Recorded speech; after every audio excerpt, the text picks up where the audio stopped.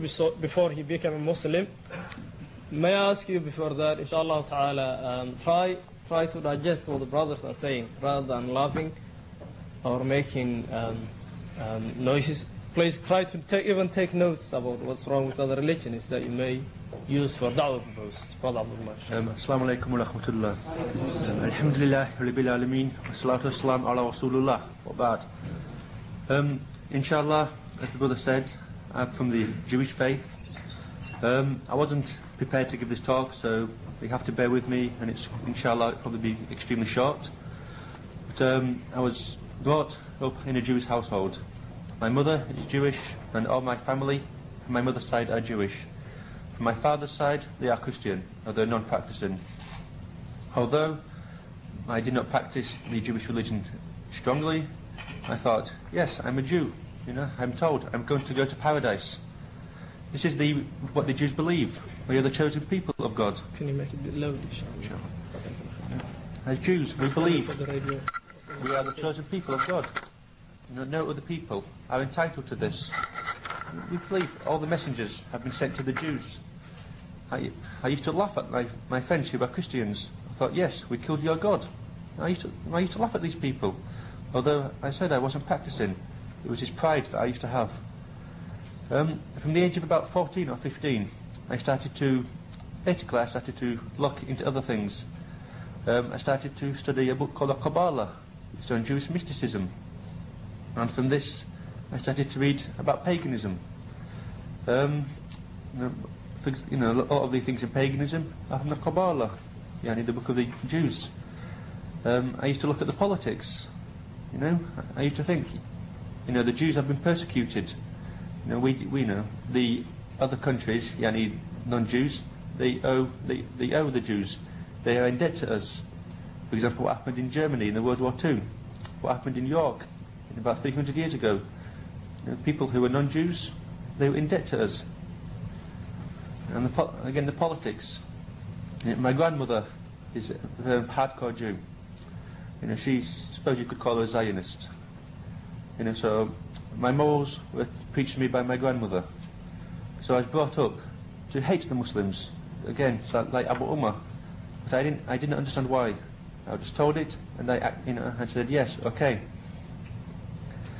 But when I left school, finished my A-levels, I started reading.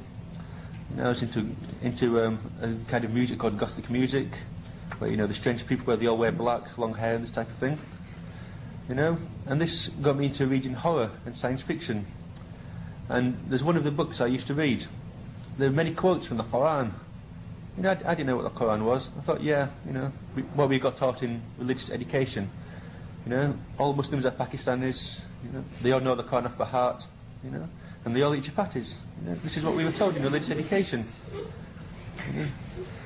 So this is honestly what I thought. I had Muslim friends. They didn't preach to me. I didn't think the difference. They used to come to drinking, etc. They used to listen to music, have girlfriends, etc. So I saw no difference in this. But I said once I went out to buy some records from a shop, and I saw this English translation of the Quran. And alhamdulillah, Allah guided me to buy this Quran with no instructions from my Muslim friends. I just bought it. I read this Quran in about 2 days, and alhamdulillah, this affected me. And from that I started reading more about Islam. I learned how to pray, I learned the basics about Tawheed. And I used to, I compared the religions, Judaism, Christianity and Islam. And eventually, alhamdulillah, I took the Shahada, a very short time after reading the Quran. Very impulsive. So after taking the Shahada, I was living close to my mother at the time, but in a different house. My mother she cut off the relations with me. And although she isn't practicing, and she even eats pork, so that's how unpracticing she is, she disowned me.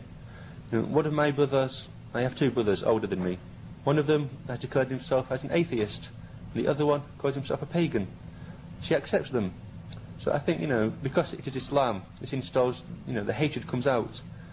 And ever since taking my Shahada, my grandmother, she started practicing her religion a lot more strongly. and it's saying extremely bad things about Islam. So this is the attitude, and alhamdulillah, Allah guided me away from this. The things in the Quran that affected me, there's a number of things, for example, what Allah tells us about the Anbiya, the prophets, alayhi salam. When you compare the stories, for example, in the Torah, we believe that God rested. A'udhu billah. We also believe that God apologized to the people for doing things for punishing the people. We believe that God wrestled with the prophets and lost.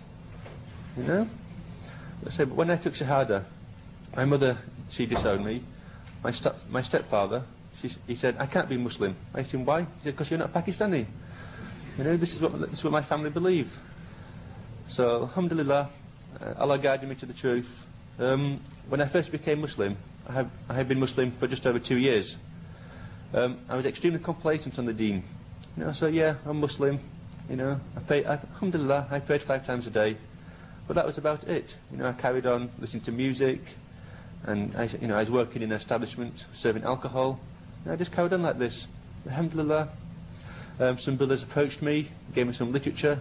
For example, the main one was Fundaments of Tawheed by Abu Amin Bilal Phillips. Alhamdulillah, I read this, and it made me think, if I am Muslim, then I should live up to this. Just because one is called Abdullah or Muhammad or Fatima, etc., this does not mean you're going to go to paradise. This is the mistake that the Jews make and the Christians. We have to earn paradise, through our aqidah, through our belief, and through our actions from the Sunnah. And inshallah, it's a very short talk, but basically that's it. Jazakumullah khair.